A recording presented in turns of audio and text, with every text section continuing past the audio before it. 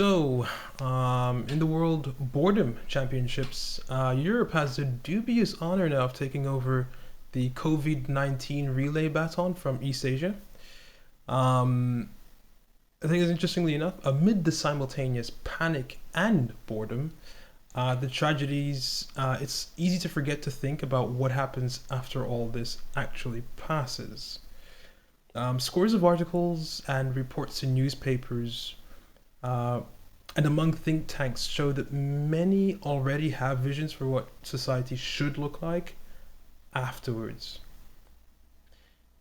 Indeed, a lot of people see this as a sort of great reset. Crises have a way of revealing faults and fractures previously unseen in societies. And across Western Europe and the US, we have seen some of that. The response to COVID 19 requires societies to eliminate the single thing that really makes the world go round: human interaction.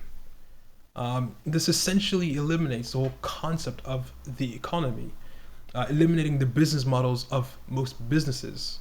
And everyone hurts when that happens, obviously. However, the transformations of the last couple of decades have revealed some pretty unsettling things with the coronavirus. The first transformation is the flexible labor market. Organizations like the OECD, or the Organization for Economic Cooperation and Development, have long advised countries to loosen their labor markets. Essentially, what this means is that when times are rough, enabling companies to easily sack employees means that they can more easily survive. And obviously, the fewer bankruptcies happen, the more businesses are left to hire people when things go back to normal. Plus, no one is against companies being able to sack people, more or less. We've seen that with the expansion of temporary contracts and gig economy jobs like Uber or Deliveroo or the DPD package delivery. Um, when times are rough, people are sacked and are immediately left without an income with which to pay, for example, increasingly high rents. The second transformation is housing affordability. In the UK and Belgium, fewer and fewer people have the income and job security to become homeowners, leaving an increasing number of people at the mercy of landlords and ladies. Rents being so high that many are unable to save for their own homes, yours truly being one of them. With COVID 19, governments quite immediately were able to delay mortgage payments and prevent foreclosures on houses.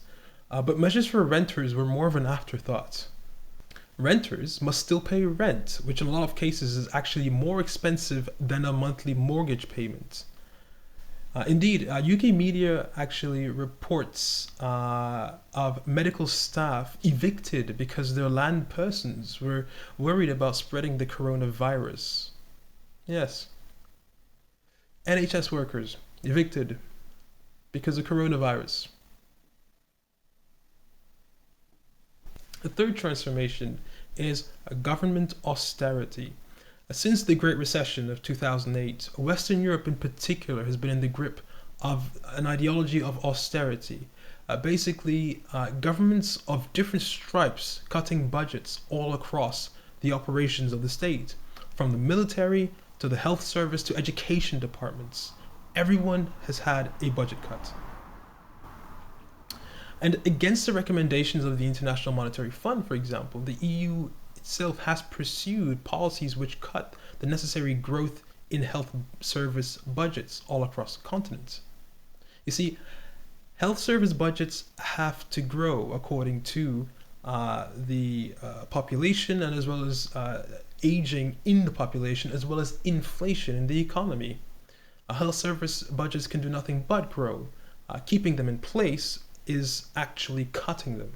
And nowhere has this been more drastic than in the UK, where the number of intensive care beds are half that of Belgium or France, and a sixth that of Japan. Meaning that these countries don't have the Red Cross routinely warning and describing routine winters as humanitarian crises. There you go. In a way, with COVID-19, the chickens are coming home to roost on those hospital beds. The forced transformation. Underpaid working class people. Given their increased visibility during this crisis, all over Europe, people are heaping praise onto health staff, supermarket workers, sanitary workers, delivery people, because they are keeping things humming along while the rest of us are confined. And to some, this rightfully feels a bit hypocritical because not long ago did many citizens vote for governments hostile to better wages and working conditions for those workers. That means you, Britons, and Belgians, and Greeks, you're off the hook though, Portuguese, Spanish, and Danes. You're fine. We so easily buy into the idea that we need to give fiscal gifts to the investor class, lest they leave for greener pastures, lest they leave for exotic tropical islands like Bermuda or the Cayman Islands. But we're so careful when it actually comes to shop owners, health staff, and other working class people having a right to a decent wage and a comfortable safety net when life things just happen, like a virus or mental health illness, life.